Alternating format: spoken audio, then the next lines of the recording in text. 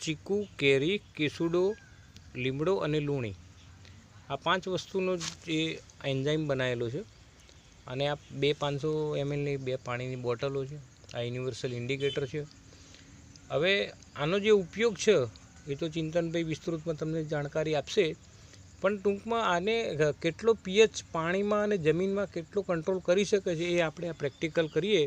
આ બંને પાણીમાં એકમાં આપણે નાખીએ 1 ml 500 ml, આ 1 ml જ છે, તમે જોઈ શકો છો. એ આ એકમાં નાખ્યું અને એને સરખું મિક્સ કરી દઈએ. બરાબર, આ મિક્સ થઈ ગયું. હવે આ જે ઇન્ડિકેટર છે, યુનિવર્સલ ઇન્ડિકેટર, જે પાણીનો પીએચ ચેક કરવા માટે પીએચ ઇન્ડિકેટર છે, એ આપણે બંનેમાં થોડું થોડું નાખીશું એટલે દેખાશે કે ભાઈ કેટલો પીએચના કંટ્રોલ કરી શકે છે. આ 8ની નજીક છે, આ 7ની નજીક છે. તમે જોઈ શકો છો આટલો ડિફરન્સ આવે છે પીએચમાં. આ 8ની નજીક છે, આ 7ની નજીક થઈ જાય.